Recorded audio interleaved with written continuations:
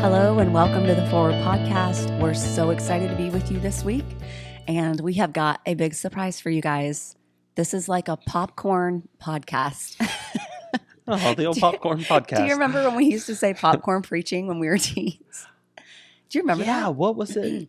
Popcorn preaching meant Like no one knew who was going to preach next. They would just randomly call these teenage boys up, and they had to be That's ready. right. That had to be so traumatizing.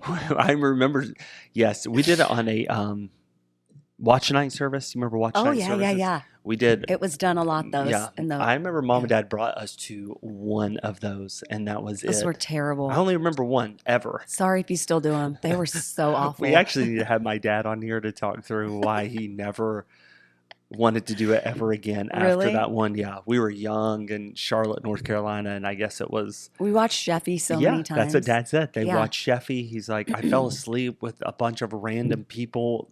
Everybody's falling asleep. People Nobody's were watching. passing out in the pews, and it was so Yes. awkward. He And said then back in the day, everybody would say, oh, it's when the drunks, Mhm. and that's the worst night. Drunks are on the road. so it's like, sorry, you didn't want to go home at like 2 or 3, Right. but then you didn't want to stay till 6 or 7 in the morning. It was awful. It was. That's Yeah. so funny. But yes, you're right. Popcorn. That's Popcorn where we got preaching. it. So That's this where is we got it. Popcorn Podcast because we are doing a thing this month where we're all about relationships. Yep.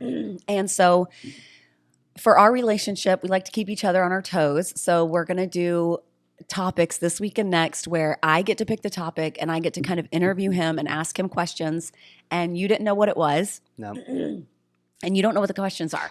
And so you just have to off the cuff, just Okay. shotgun fire, answer the questions. And so this is going to be. But then I get to. But the next ask- week, you get to do the same okay. thing to me. Good. So good. I no like- one listen next week, I like only that. this week. Yeah. I like this better because now I can see what you do, see how you do. Yeah. That's very true. Yeah. But you also said last week, it's February, so it's going to be kind of Yes. relationships, love. We talked about young marriage or young Newlyweds last week. newlyweds last week, which was Yeah. really good. You wore a little bit of pink under there. I wore red, so we're Oh, we're yeah. going I with the should have Valentine's Day. I should have wore all theme. pink. Yeah. You wore your Yeah. house sweater. My house sweater is on. I like Do you your like house this sweater. I do too. You look This is my handsome. favorite sweater. Carrie makes fun of me. Everyone makes fun of you with the house sweater. Well, she gave it to me for Christmas, and we were down at my parents' house, and like every night, I just found myself. It's my favorite sweater. You Like loved it's it. so comfortable. It's super big, so it's like real loose and Just comfy, just cozy. Carrie's like, "Are you gonna wear that sweater every day?" Because we're at my parents' house. I'm like, "Babe, this is my house sweater." Like, so now when I'm picking up a book at night or like I'm gonna study, Carrie House knows sweater. it's on like When Donkey the Kong when house I'm gonna put this sweater house sweater on. Comes out. I'm like, everyone chill. We're not Yep, going that's it. anywhere. There will be Literally. nothing productive done. The house sweater's out. This is Life chill time. Can end. It can stop, not end, but it can just No, seriously. I've already slow. talked to the Lord. I said, Lord, I'd really like the trumpet to sound when I'm in my house Do you sweater. want me to? If it doesn't, do you want me to bury you in your house sweater, You know? or do you feel like the IFB suit with the tie Oh. and the pocket square? I think I'm gonna go with the house sweater. Really? I'm You really kind of liberal. digging it. You're liberal. This is just me, Kara. Like it's beautiful. This thing, I'll never wash it. I've just Gary goes, oh, gross. Well, don't come to bed in it then. Yeah, no, I'm just joking, but I do love it. It's House sweater. and it's very Valentine's Day. Yeah, good job. It's very Christmassy. Mhm. Fourth of July. I mean, the house sweater's got everything covered. Did I rock the perfect Christmas gift? You literally did. Man, I am good. Mr. Rogers has Our got next podcast. nothing on me. Our next podcast is going to be how to pick the perfect gift for Okay. your mate. People would probably tune into I that. got you, boo. Yeah, I love it. Okay. I love it. All right. So We'll start us out. I will now take over since we're done with the house sweater. Okay. And I really was excited to talk to you about this because talking about relationships. Do I sound really loud? Are we good? You I do. feel like I sound so loud. Okay, let me find your mic here. My voice is really low tonight, guys, because I have a cold. So hang with me. I'm hoping that'll work. Okay. I think we're fine. Okay. Go for it. I'm excited about this topic because we kind of hit it some last week, but it's just in my mind the most important in relationships. And I got a guy who is like the best at it. You are so good at this. And Oh, I'm now I'm getting so nervous. excited to share this with the masses because I really do feel like it's highlighting your strength. And I really want you to just lay into it, just dig in and give it to Are you us. talking about basketball? I mean, it's just, Of are you course. going to show off my skills? Yeah, because I have so many questions about that. Number one, what are the rules? Because definitely I do not know. No, it's about communication. Oh, But okay. specifically, I want to ask you questions about how to have a conversation. I made a comment last week in our podcast that this area of the country, and not just Indianapolis, but like the Midwest, Yep. it's not, the people are not like fantastic at communication, or more specifically, conversation. And Okay. we've lived in the South, we've lived in California, we lived in Oklahoma, New Jersey. We've lived a lot of states together. We have. Yep, we have. And I feel like we have a really good grasp on the country overall, like how people communicate and how relationships foster in those Yeah. different cultures. And this is definitely, don't you think this is probably maybe a more reserved culture that Oh, we've for ever sure. lived in? Absolutely. Yeah. Yeah. So I got a little feedback from that. Yeah, we People did. kind of pushing back They like, did. They hey, did. come on now. Quite a few of them too, but it was good. It It wasn't. was good. But in order to facilitate that conversation moving forward and not just throw our Midwest states under the bus, like you guys aren't great at conversation, I want to dig in because I do have a partner in life who is magnificent at conversation. Thanks, If hon. you know him at all, you know this is his, probably beyond public speaking and preaching, probably conversation, I would say, is your number 2 strength. I would. Thanks, hon.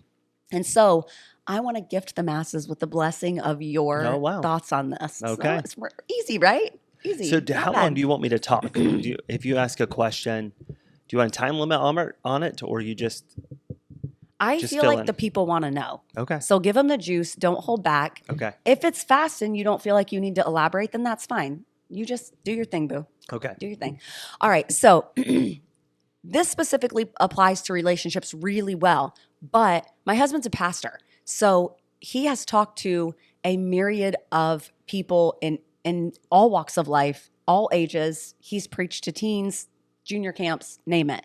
So don't feel like, well, this is about communicating in relationships only. It's not. It's really across the board. So stay decently general. Okay. Sure. All right.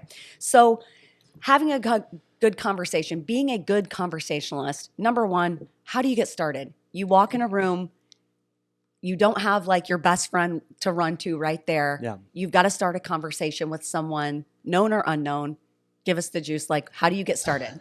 Okay. Well, I would start out, this does take time kind of to develop. And I know automatically people are going to say, well, I don't have that personality. But I really do believe you can develop this personality, and that is reading the room.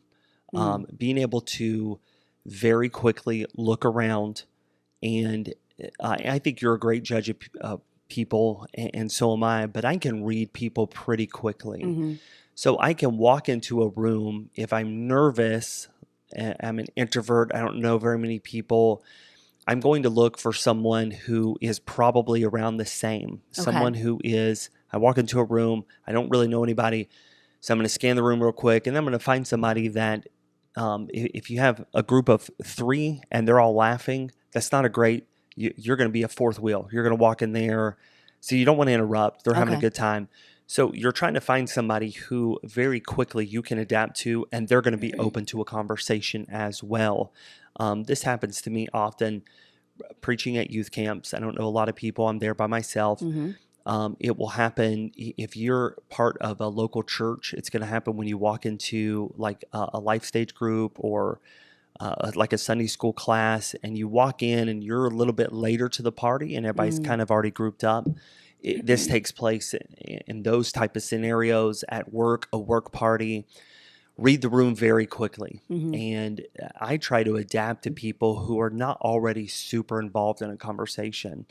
Because when you walk in, I personally just feel like it's a little bit rude to come up and everybody's laughing and you just stand there. Yeah. And then It's so awkward. you have to, you're expecting them to fill you in on, oh, what was the joke about? You Yeah. know, then they don't want to tell you because you were probably the joke. So it's like, don't work very They're well. like, So read the room. That's Try to good. find somebody very quickly who you can adapt to. And that's not always going to be a person who is just extroverted and like, oh, I'm usually those people are their time's already full with other people. They're talking. Mm, The people who are left in a room are those who probably are not super comfortable just opening up a conversation. yeah.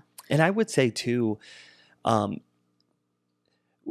when we speak about the Midwest, it really is not a busting on anyone. I mean, we're here. This is our home. Yeah, Like I we grew up love these here. people. Yeah, I Yeah. mean, I married one who grew up two hours away from here. Yeah. So um, it is okay. Some people are just very okay with being quiet and not talking to anybody. Like Right. they're just They're comfortable. coming from the South. I am not built that way. So I'm like, Right. oh, people aren't engaged. I've got to get them engaged in conversations, get them laughing and get them talking. And that's a little bit of the ministry side of me. But what I have Right. realized in over 4 years now of being in Indianapolis, there's a lot of people who just simply, I'm fine sitting here. And if we carry on a conversation, it's wonderful. And if we don't, I'll sit here and observe and watch other people, and they're okay with that. Hmm. So it's not a right or wrong at all. But so I would say read the room, number one. Do you want me to keep elaborating? You want to If you fill have in? more, go for it. Yes, this is good.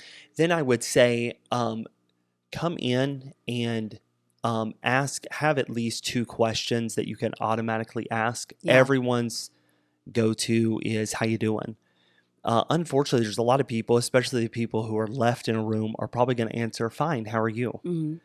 Um, that when someone asks me that, fine, how are you? I do not say I'm doing good and leave it because the conversation's over. Yeah. You stopped with two sentences. Hey, how you doing? Fine, how are you? I'm doing good.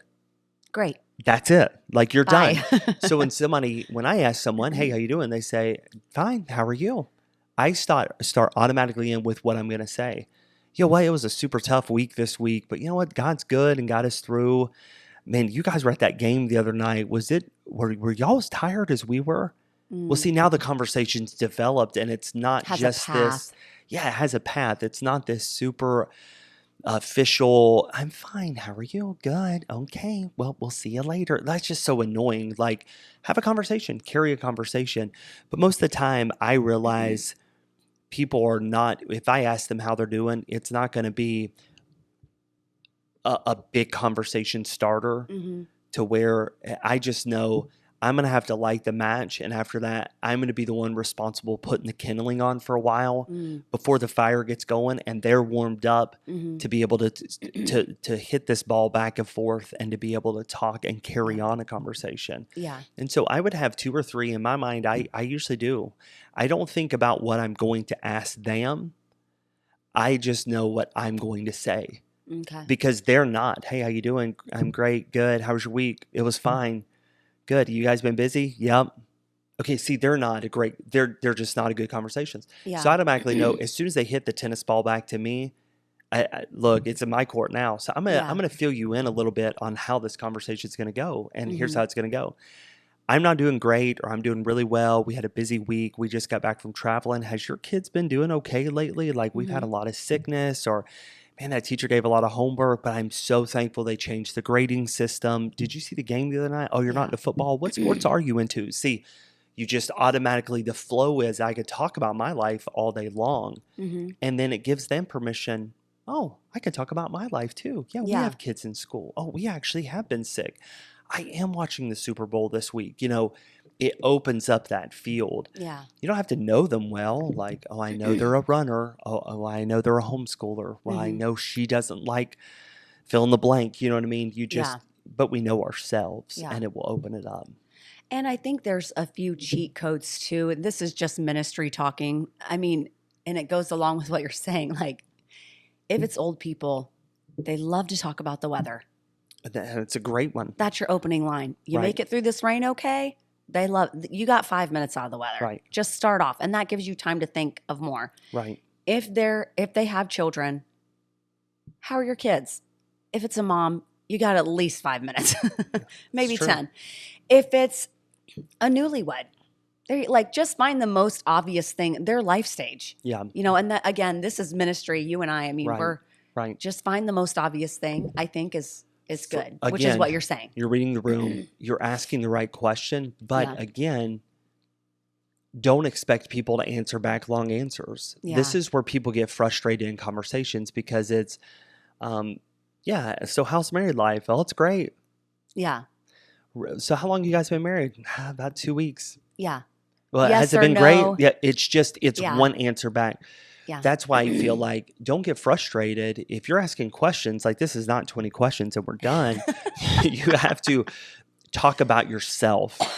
Talking about yourself is leading into, man, I remember when Kari and I were first married, like we had some ups and downs in that first year, but it was great and blah, blah, blah. And, Yeah. we served here, then we moved here. And then, is that kind of your story? Or do you feel like you guys are going to go down this path? And again, you have opened up a much bigger conversation and you've filled them in.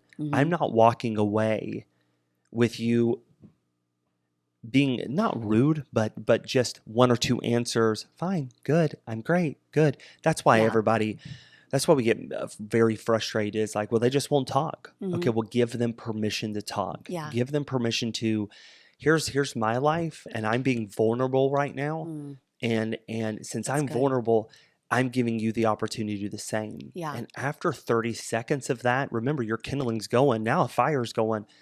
And it's much easier to carry that conversation.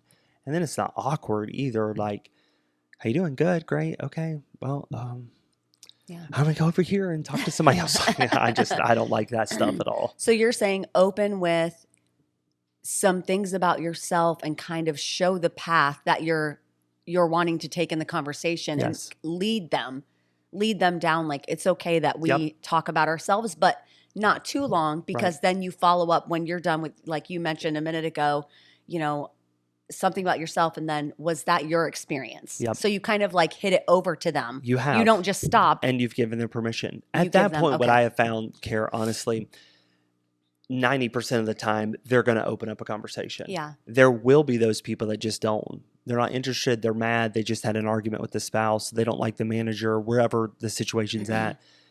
And if you've done that and then they're cold, it's just time to, hey, well, it's good to see you. All right, well, let's get back to work. Or, I'm going to head over here and talk to them. Have a Thanks for nice being day. faithful. Yeah. It's leave on a positive note, but there are just some people who just seriously, that 10% crowd, they're a tough crowd. Yeah, that actually led into my next question perfectly. Oh, cool. Good. What do you do when the other party just won't engage? You're at a work event, you don't know anyone, you work up the courage, you shove the inner introvert down, and you have the, tenacity to go over and strike up a conversation, and it goes horribly wrong. Yeah. Like, you feel stupid, you feel like you're the only one, a person or two just is that yes or no, and they won't hit the ball back over to you. How do you get out of that gracefully without coming off nervous and sweaty and terrified? Yeah. How do you just exit like, okay, this didn't go well, but I'm like, you want to leave, but with your dignity intact? Awesome. Yeah, great question, Kara. Because there are those people that just are not interested. I'll speak on the behalf of someone who has my personality. I'm always reading a room. I've been in ministry for 18 plus years. I've had a lot of leadership responsibilities. So I have felt in the past, and it's still in me, you helped me a lot with this, but I feel like it is my responsibility to make sure things go well. Everybody's got to have a friend. Everybody's got to have a table. Yes. Oh my word, we're at a wedding. It's not even my wedding, and I didn't even perform it. Yeah. I didn't even perform it. You're just And a guest. I'm just a guest, and yet, oh my word, they don't have a table. They're not talking to somebody. Oh my word, their table is so boring. Maybe I should go over there and get a conversation started for them. Like, you are the nicest person. It's actually very. I don't like it. It's not Your a brain great does- quality. Yeah. It But is a my great brain goes quality. into overdrive of that pastorly ministry, Jesus mode. If I've got to be there for everybody and I've got to do everything. And you've helped me to take a step back and realize people really are okay. Yeah. And they are. And so for those of you who are type A and you're like that and you've got that leader in you and everything's got to be okay. Let me just speak and just say most people really are okay. They're going to be fine. If someone is not speaking, that they're just, the conversation has come to a lull, you've been vulnerable, you've opened yourself up, they've shut you down, There's two things I always do. I always try to, number one, end on a positive. Okay. Hey, it's great to see you guys. Thanks for being here. Walk away. Yeah. Hey, well, we're gonna be praying for you guys. Service is starting soon, or you're at a work party again. Like, hey, enjoy the fruit punch. Like, I don't know, just you're done. Yeah. And so don't feel the pressure. The longer you stay, everybody's gonna start sweating. Like, why are you still talking to me? I don't want to talk to you anymore. And then you're saying, why don't you talk to me? I've been vulnerable. Like, just walk away. Yeah. So I do two things. Number one, I always try to end on a positive note. And then I always try to make just a quick touch. Hey, good to see you guys today. Thanks for being here. Oh, nice. Like, A physical connection. It literally is it. one physical connection that you are telling them, hey, it's okay. We're fine. Physical is wonderful. We can because be done it's like, here. It is like, hey, well, man, it's good to see you guys today. Or I'll hold out a fist to fist bump a guy, or, handshakes are not super huge anymore, but it really is. Yeah. I mean, for both, I literally always just, hey, praise the Lord. I mean, you guys pray for the services today. It's going to be a great day. And then I walk away. It's kind of that, it's really just permission for both parties that this conversation's done. It's over and I'm okay. See how I'm doing here? Like, and for those of you who are watching YouTube. Comforted. Yeah. You do. Well, there you go. I feel comfortable. You just, it's just that quick. For me, I don't think there's any science behind it. I didn't look up anything, but when I think That's through, just how you are. most of the times when I end a conversation, I'm tapping someone on a shoulder or giving them up, just the top of the arm. We're good. See you That's later. it. Yeah. Yep. And then walk away. That kind of bleeds into my next one, which is how do I end a conversation? But like, this is not when someone won't engage. So go the other way now. No You've way. started a conversation. And as we know, I always tease about, I tease the, men in my dad's church, or even sometimes my dad, like, Midwest men either won't talk or they won't stop talking. Yeah. Like, there is no in between. Right. There's no 5-minute conversation. You're either like, they're not talking to you, or it's like 35 minutes long. Stop talking. So how do you, and you don't want to phrase it like get away, but like, how do you politely, like, I have to go. It's a school night. Our kids, this dinner was great, but we need to get home to our kids. And you've got somebody, man or woman, that just, they keep going and going and they won't let you go. How do you politely get out of that without feeling like you're cutting them off? And this is the one question that really sometimes comes from my heart, because all these years of ministry, and I'm an extreme extrovert, but man, I hate to make people feel like I'm cutting them off. I just hate it. It goes so against my nature. Like, I want them to feel like they got all of me in this conversation, but like, I have to go. Well, I want to put it this way. If you attend our church, just go ahead and turn the podcast off right here, because I'm about to give away some secrets. I know we are behind the curtain some tonight. Secrets, but we've always said we were going to be authentic on this podcast. Yeah. I think it's why we've gathered the listeners we have. So, and just to pause right there, I do keep referencing other things. We're not just talking about being at church. We're not. We're talking about work meetings. I mean, it was downtown, a couple weeks ago for a road show, and I mean, just different dinners, different things. So it's not just family. Church It could attendance. be family members. Yeah, family. For me, one of my secrets, if someone is just a run-on sentence, they don't give you a break. They don't pause. I worked here, and then I do it here, and then, oh my word, our kid said this, and then we're here, and it's just this run-on sentence that never ends. You never get to interject. They never even stop to notice that you're there. Yeah. It is just 10 minutes straight of talking. Really, 5 minutes is too long, especially if they have not let you interject. If you're doing counseling and stuff, of course. I'm talking about just someone, hey, how you doing? Well, let me tell you how I'm doing. And they just go on and on. Mm-hmm. There's a couple things that I do. Number one, when they take a break, I interject very quickly. Okay. What do you interject? My go-to, unfortunately, is that's crazy. It just, it is my... That's crazy. I'm always like, oh my word, that is so crazy. Listen. That's it. Now they have to listen, because I just said listen. If they go on and they interject right in, then you can just be rude back. Mm-hmm. But you're trying not to be rude. Yeah. We do love people. But maybe you do have that family member, that aunt or uncle or whatever, just goes on and on. You can't, Yeah. even on a phone call, Mm. you know, my go-to is as soon as they're going to take a break, I'm ready for it. And I just say, that's crazy. Hey, listen. And then you have their attention. Yeah. For me, cutting off, not being in a rude way, but cutting off people who just, I've got to go. I've got kids to get in the car, or I've got kids in the car that are waiting. I will have already run through my mind, here's the excuse I've got to give. Mm-hmm. As a pastor, it's the same. Oh, my word, that is so crazy. Hey, listen, we've got some visitors back here. I got to run over to them, but I'm going to think about this. I'll get back with you. Let's try to talk this week sometime. Okay. All right. Yeah. We'll see you. You That's have that good. tap, and then you're not giving them a chance even to kind of, okay, well, let me just finish the story. Okay. You can't. Now you've got to move on. That's hard for us Midwesterners. It That's is hard. Yeah. It feels rude. I think it's in the not. I think in the South, yeah, it's easier because everybody in the South talks a lot. So they're used to it. It's tough to get away. So yeah, I remember. I mean, yeah, there's just some people who I know. We have Kim from West Virginia listens all the time. Debbie Alexander, they listen all the time.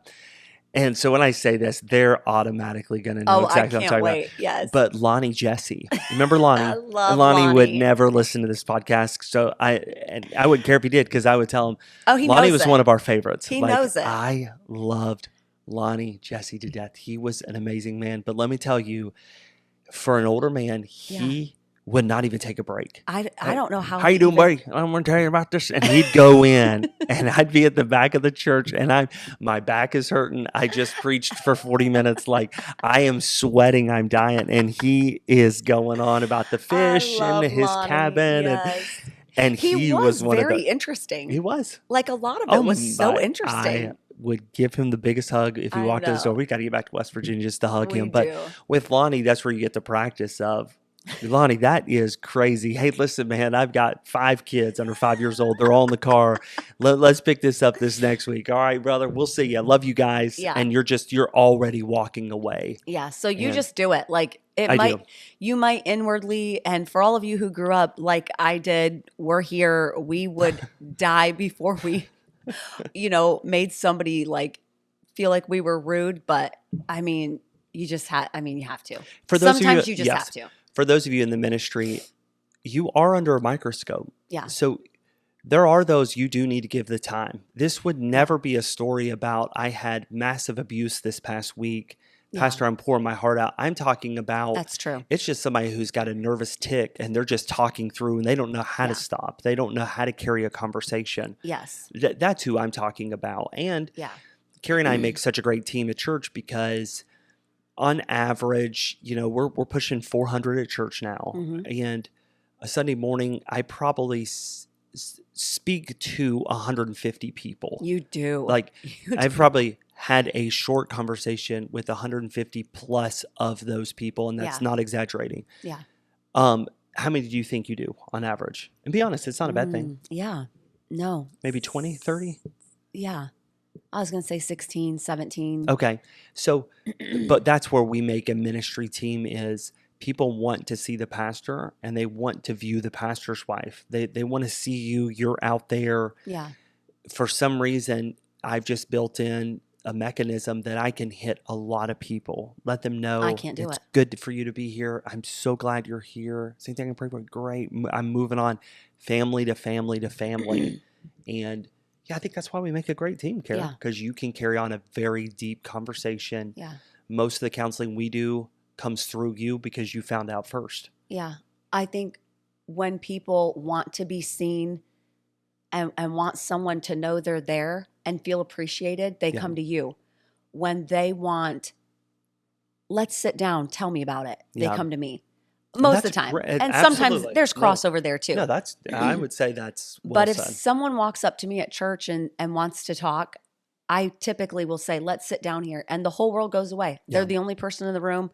I don't care about anybody else. Right. I mean, I do, but not like I'm very hyper focused. But that's the way my brain works. I do one thing at a time really well. And you're very good at I have to level this whole playing field in 5 minutes. And you're like, the machine gun, you take everybody out. Right. And everyone feels seen.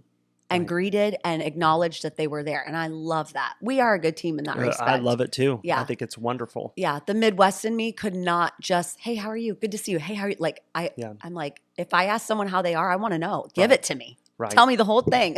And it's okay to be both Yeah, it because there is. are the Sundays that you've got to go fast. So you Yep. do blow through there. And then Yep. there are the moments, it's usually when I'm a little bit more tired or I'll see someone coming in, like the far end of our church that I haven't got to talk to in a while. Like Yeah. over where the janky sit, like I don't Yes. make it over on that side often. So I'm like, you know what? I'm going to sit down You do that on Sunday nights. and just have some conversations with some people, Yeah. not try to just run through. But if I sit down, like I'm going to be there for a little while. Yeah. Yeah, that's so good. Yeah. That's so good. So would you say lean into your personality? Like for me, would you, and if someone has your personality and then mine, because we're rather opposite, would you say, okay, if you're the sit down and focus on one person, lean into that or pull the other way and round out your talent? Like how would you advise someone? Should we flow with our personality and enjoy it and just own who we are in that respect? Or should we kind of round out and make sure that we're proficient in both? What would your advice be? I would say the latter. I Okay. think if you have your personality, Mhm. at some point you're going to feel like you're getting mowed over. Yeah. You're going to feel like Yeah. I am at work or at home or with people on the phone. I'm just abused because You're I'm used. Yeah. I never get a word in. All they wanted to do was just talk, and then they never Yeah. asked me. So I That's think true. there are those times you need to be upfront and like a little bit more quicker and lean into. And just have the fun, Yes. lighthearted. Yep. True. But then on my end, no, there needs to be slowing down because you definitely don't want to be just perceived as, man, that guy's kind of a jerk. Like I've known him for 5 years at work and he's never had even a deep conversation with me. So there are moments I think both have to adapt, Yeah. play into your strength for sure. Yeah. But I would say this, don't give your an excuse to get out of. See, if you just say, well, just lean into, you're giving yourself an excuse. I don't need to talk to a lot of people because, on the Forward podcast, we just heard that you That's are my supposed personality. to. Right. Yeah. No, it's not. The way that I am was not, I'm just built this way. I told you a minute ago, I do have downfalls and I have weaknesses and I have had to work on those weaknesses. I've grown to be able to master how I communicate with others, especially conversationally. That didn't happen overnight. I watch people, I know people, I can read rooms, I know when to address, when to pull back, when to cut in. But all that was not just, well, yeah, I grew up under Tom Shepard and Tanya Cooper, and so here I am, this superhero. No, you have to learn, and I'm still growing. I mean, I'm still listening to preaching and growing in my homiletics and my conversations and still read books on, Kari, we have not arrived. You know what I mean? Oh, so no. let's keep working on this. Yes. for And sure. I love that you brought that up because I was going to say at the beginning of the podcast and I forgot. This is not, I kind of have said like, this is your talent, this is your strength. And I've almost made it sound like it's a spiritual gift that you're born with. Yeah. And some people naturally are more Absolutely. extroverted and they're Yeah. better at these things, naturally speaking. However, I have seen you work at it. And this is a skill that can be developed. Absolutely. It can be something that you work on and that you grow in. And I said last week, and I meant it, there is no excuse for not being able to look up a way to improve yourself in this culture. There's everything online you could ever want, every class, so many of them are free. Do it. If you say, maybe you stumbled upon this podcast and you think, I'm going to do that. And we've helped you kind of get started in this. But this is by no means exhaustive. I mean, we could probably do a whole podcast on communication for 2 years out and not exhaust the topic. Right. So find something that is exhaustive and if you have a new job or if you're going into ministry, even if you're raising children, you're newly married, all these contexts require really, really good communicative skills and conversational skills. So look it up, find it. This man Absolutely. has worked on it. We've worked on it together. We have. We've been rather brutal with each other over the past 18 years. We've had this exact conversation before. Privately, how many times? Many. Many Yeah. times. Yeah. God's given us a blessing in that we get to practice because Right. of how much we're in ministry. Right. So that's great. Okay, That's on to awesome. the next. I just wanted to add that in. How do you relate in a conversation? And we see this on both sides with good conversationalists. It can even happen, or with somebody that just panics because someone extroverted comes up and begins speaking with them, Right. and they get in this panic like, oh my word, someone's talking to me, and how do I reply? And you can tend to try to relate to someone's story, but then completely take over. Mm-hmm. And I've had this done to me where I'm trying to, oh yeah, and I'm trying to tell someone about, the story or my life or whatever, and they try to relate, and it becomes totally about them. And then Mm-hmm. I stand there kind of embarrassed, like, okay, I was in the middle of my thought, Right. but I know that I've done that to people as well, Right. where I've become nervous and I feel like, oh, this is the first time I've had a good conversation with this person, and I really want them to know I understand. Right. And then I go too far. Yeah. We've all been there on both sides. So how do you relate in a conversation without completely taking over? And I do want to add, I have seen you specifically in this context be so masterful, and you just have a way with making people feel comfortable without like completely monopolizing the topic. Yeah. There's a really awesome verse that says, "Let every man be swift to hear, slow to speak, slow to wrath." Good. And there are those people in those conversations Yeah. that do really want to be heard. So here is my story. I would say if this happens, and it happens a lot to everyone, take a mental note of it, and I would say mark it down. Don't be that person. Mm-hmm. Don't be the person that monopolizes a conversation by, oh, where that happened to you? Yeah, it happened to me. So let me tell you about it. In 1999, I was going through this awful time, and they didn't come there to hear about you. You Yeah. just depress them more. Yeah. You might say very quickly, actually, we've been through that same thing. Continue. What's going on? Oh, that's You, good. you're just Yeah. you're giving them permission that, hey, look, we've been through this, marriage problems or kids or this or abuse or but they are telling you their story, and so the resumes don't need to come out on whose story is darker. It's not a competition. The resumes. But when you That's care say great. that there are people who treat it as a competition. I've been Absolutely. through so much worse. Well, your husband did that. Well, let me tell you what my husband did. And all of a sudden it's like, they're sharing their heart. Yes. You again, read the person, read the room. Yes. Man, if tears are involved, that's not a great time to go off on immediately. Let me just douse you with a 5-gallon bucket of wisdom. Mm-hmm. Listen a lot. Let them cry. Yeah.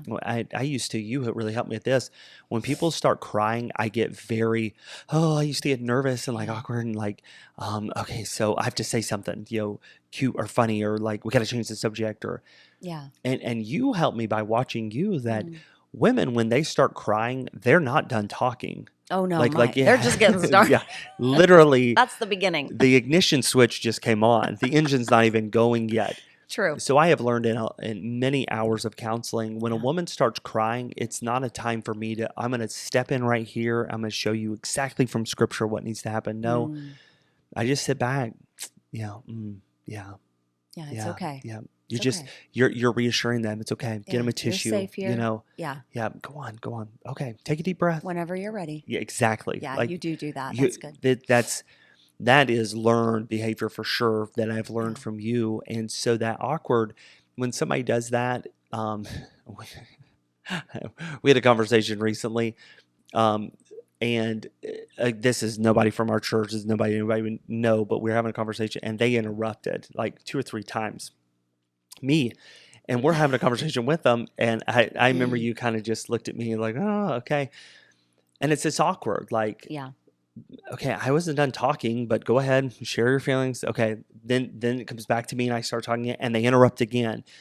So I'm not going to get mad at that. I'm just going to make a mental note. Don't do that. People don't like to be interrupted. They have something to say. Sometimes people just need to be heard. Let them speak. Let them cry. Let them get it out for a little while. When they're ready, you'll know when they're ready. Read the room and then jump in. But you can't change people. There will always be those people out there. So, and for me, I always like, Kari, I'm just not going to be that person. I'm going to let them talk. Let them get off their chest. If I don't have the answer, I used to pretend, this is so horrible, but we were just kind of taught you had to know the answer.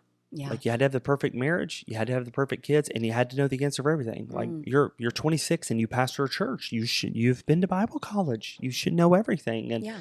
I realized I don't. So there are a lot of times let's say I know that your emotions are strong right now. I honestly do not have the answer.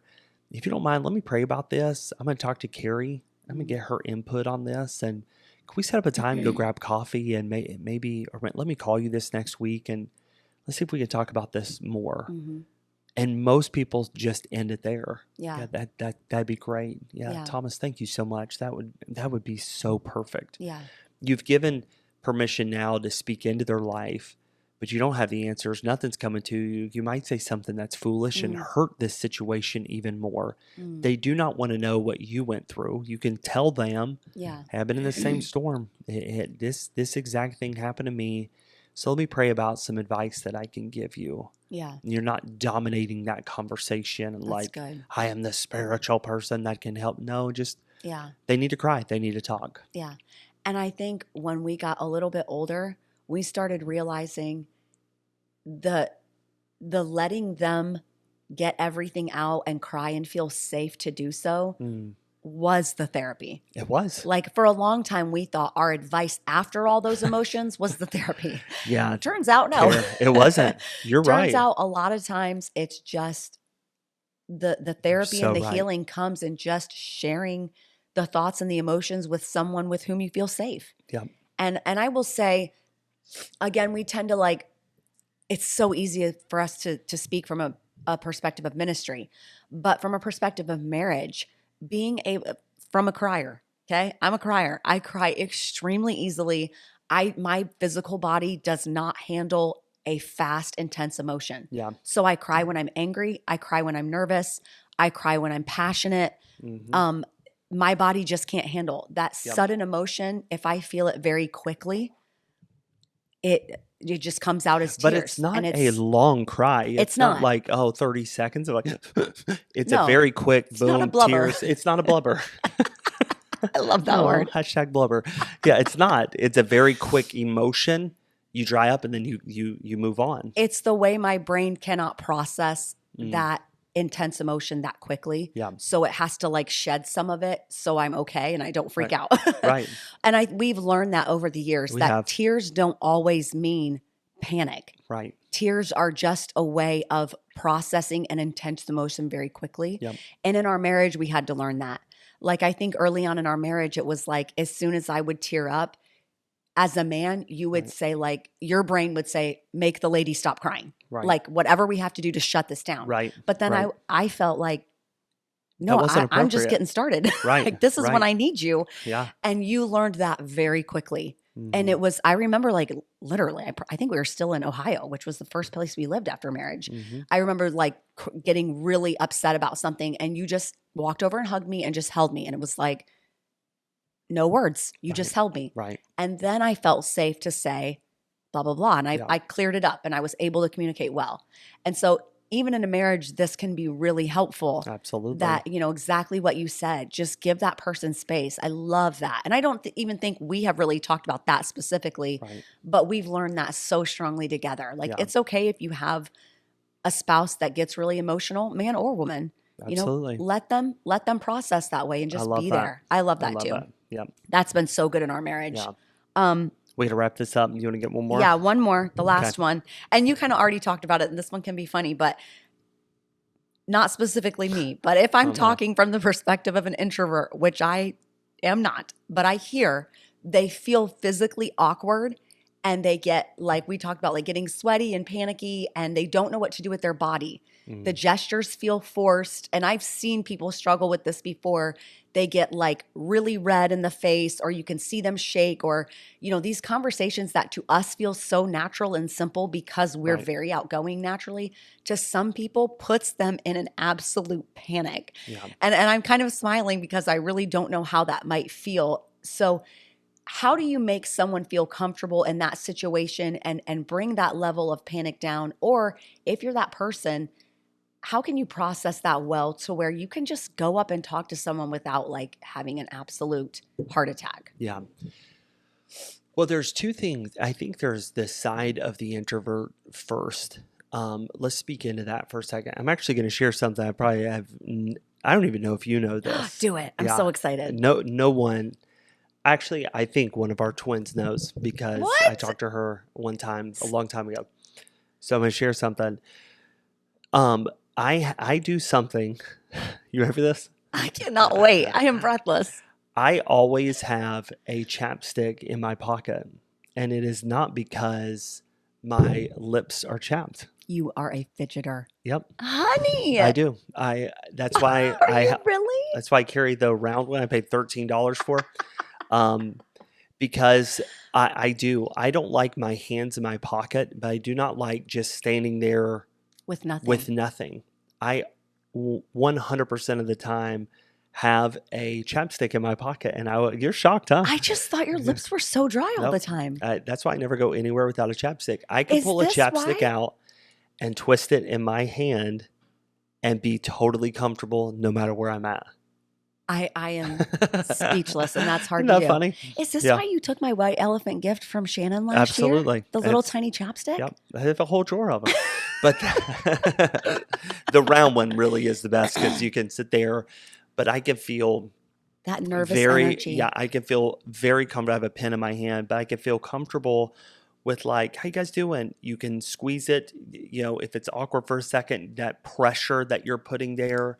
Most of the time when we are singing, songs before church or during worship time, I almost always, because I can't have anything in my hands, I'll have a chapstick in my hand and I'll spin it in my hand. None's the wiser. No. So I would say if you're an introvert, find something like that makes you comfortable. A pen, a chapstick. Your thing. It might be kid's you have to passy. cross some people, introverts and different people cross their legs a certain way, or there are people who use fidgets, or just find whatever is comfortable for you. You may hear this and say, that is the stupidest thing I've ever heard, but it's why I've never shared it. This is the first time I've ever, literally in I love my this about entire you. life, have ever shared this. But it is something that is comfortable for me. I remember being introduced at West Coast Baptist College the first time we went to the leadership, or like I forgot what they called it.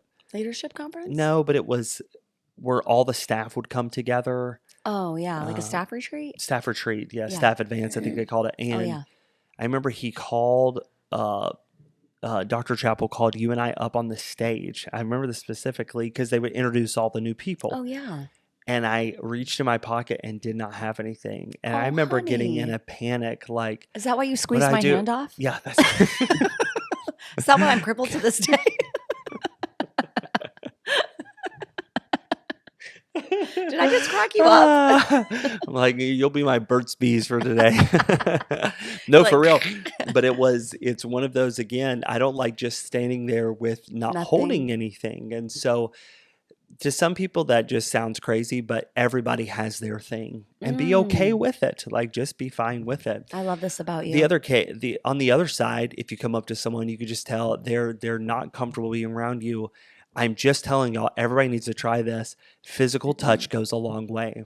I'm telling you, a tap on the shoulder, a shaking of a hand. Oh, so many times with guys that shake their hand and be like, "Man, it's good to see you." It's that extra, just not the official Connection. "Hello, how are you?" It's very much. And so if you see somebody, "Hey, how are you?" Good, and you could tell they're in a panic, like, "Oh no, they're going to stop and talk to me." Just be like, "Man, it's so awesome to see you guys here." It is. I think we've just lost in our culture that love that we can give to somebody. Just, it's not a huge hug. An introvert doesn't want to be scooped up with a big bear hug. They hate that. Talk about sweating, they really will. But it is. But just a light touch. Let them know, man, it is okay. Like, Yeah. I'm here with you, and let's talk for a second. And Yeah. we can be comfortable with each other. Yeah. When we walk up, just, "Hi, how are you?" And they don't shake hands, they don't hug, There's they don't no do anything. connection. Yeah, that's going to be a super quick conversation. So, And for man those to woman, people- I've seen you be very cautious. Like, you do a lot of like this, like the Very, fist bumping. very. Like, it's not, I mean, if you're a man out there, don't feel like you have to go to church or work and like Right, for sure. do a side hug to every woman Right. you see. Like, don't be weird. But like Yeah, I never the thought about that. appropriateness, and Absolutely. you are masterful at that too, where thank you, COVID, for the fist bump. Yeah. So many men in our church do that because we have so many teachers. Right. And they can't, obviously have physical contact or touch with Right. children, but they Right. want to have that kind of, so they do a ton of this, Right. or even the elbow bump or something. And that's Right. completely appropriate. Absolutely. And it does give that little touch. I love that. For sure. That's really For sure. good. Yeah, I didn't think about that aspect. Hopefully people listening to this podcast realize Oh yeah, they understand. this is not a weird, this is just, again, you're letting people know there is a lot scientifically that goes into physical touch. Mm-hmm. And there is a comfortableness that comes from letting someone know I'm here and it's okay to talk right now. Right. Part of that is that it's very encouraging. That's why I said, okay, we'll see you guys later. Hey, have a great day. It's a quick, just a pat on the, hey man, you're heading away. And that's, you're going to be okay with that. I love that. I love that. Something else I've seen you do that I picked up and What's I that? never even said it, but like a quick compliment, not Sure. like overdone flattery. Right. But I've seen you a lot of times walk up to someone and if they're a little awkward or tense and you can feel that coming off from them, I've seen you say a lot of times, hey, nice shirt, man. That looks good. Is it new? Like just a quick, again, not the overdone flattery. Sure, we love but that. yeah. We love that and as I humans. do that a lot. I'll walk by somebody in the hallway, remembering that that's how you have a quick connection with someone that might be a little bit backward. And I'll say, girl, love those shoes. Those are cute. They look really good. And that's a nice, like, quick connection to immediately, like, if someone's telling me something looks good on me, I immediately feel happier. We're in. Yeah. So that's a good, that's awesome. I like that you do that too. That's crazy. Okay, we're done. And we're done. And cut. No, All I'm right. just joking. This has been good. Thank you, baby. Did you like it? Absolutely. Yeah, that was fun. Yeah. A lot of fun. Well, hopefully y'all learned something tonight. That was totally off the cuff. I didn't know which direction you were going to go, so that was fun. It was a little longer, but I feel this is a topic everyone really can dig into and appreciate. And even if you don't listen to it all in one sitting, like just hit a couple minutes one day, and you did a lot of good points. So you can even jot these notes This down. actually might be our longest episode yet. I'm not sure. Should we just keep going and make it a solid 60 minutes? Let's not. Let's get these kids in the bed. Yes, let's do. Well, I love you, hon. Love you did too. Great. This was good. You did awesome. Valentine's Day. We liked picking your brain. And Thank my you. house sweater. See, the house sweater brought it out. I might just use this house sweater. This should be your weekly. What do you think? Well, I have to wear it next week because it's my turn. Oh, there we go. But we're washing it first. Hey, guys, have a great week. Thank y'all so much for tuning in.